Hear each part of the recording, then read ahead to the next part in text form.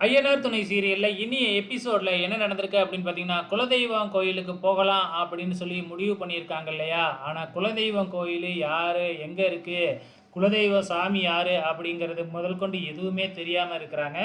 சரி இவங்களுக்கு தான் தெரியாது, அப்பாவுக்குனாச்சும் தெரியும் அப்படின்னு சொல்லி நடேசன கூப்பிட்டு கேட்டா, அவருக்கும் எனக்கு தெரியாது. நான் என்ன வார வாரமா போய் பொங்க வச்சுக்கிட்டு வரேன். எனக்கும் தெரியாது அப்படின்னு சொல்லிடுறாப்புல. இப்ப எப்படி குலதெய்வ சாமிய கண்டுபிடிக்கிறது அப்படின்னு தெரியாம முழிச்சுக்கிட்டு இருக்கிறாங்க. இப்ப நம்ம சேரன் வெளியில கடைக்கு போலாம் அப்படின்னு கிளம்புறாப்புல. அப்ப இல்ல, இல்ல நீ இப்ப போனா நீ ஓடி போனத சொல்லியே எல்லாம் விசாரிச்சுக்கிட்டு இருப்பாங்க.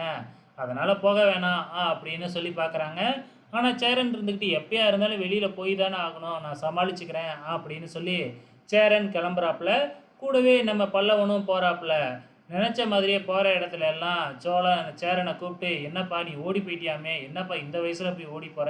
அப்படின்னு கிண்டல் பண்ணிக்கிட்டே இருக்கிறாங்க. அப்ப ஆப்போசிட்ல நம்ம சேரனோட பெரியப்பா வராப்புல. பெரியப்பாவும் அவங்க அத்தையும் வந்து விசாரிச்சாங்க இல்லையா? அதனால சேரனே வாண்டடா போய் பேசுறாப்புல. அப்ப குலதெய்வம் சாமி யாரு அப்படின்னு சொல்லி கேட்கிறப்ப, "இப்ப எதுக்குடா அதெல்லாம் கேட்குறீங்க? உங்களுக்கெல்லாம் அதெல்லாம் சொல்ல முடியாது. அந்த சாமிக்கும் உங்களுக்கும் எந்த சம்மந்தமுமே இல்ல." அப்படின்னு சொல்லிட்டு அவர் பாட்டுக்கு போயிடுறாரு. ஆக மொத்தத்துல குலதெய்வம் யாரு அப்படிங்கிறதே இன்னும் அவங்களுக்கு தெரியவே இல்ல. ஸோ இந்த சீனை விட்டுட்டு அப்படியே நம்ம அனீஸை காமிக்கிறாங்க. அனீஸோட தங்கச்சி சந்தா வந்து அனீஸுக்கிட்ட ஏதோ சொல்லி அழுதுகிட்டு இருக்கு. அங்க வர்ற சேரன் என்ன அப்படின்னு சொல்லி போய் விசாரிச்சா, இப்ப இந்த பொண்ணோட மாமன்காரன் இங்க தேடி வந்துகிட்டு இருக்கான். வந்தானா சந்தாவ கையோட அழைச்சுக்கிட்டு போய் கல்யாணம் பண்ணிக்குவான். அவனுக்கு பயந்துகிட்டு தான் இங்க வந்து இருக்கு அந்த பொண்ணு. இப்ப இங்கேயும் அவங்களும் அவங்களோட ஆட்களும் தேடி வராங்க.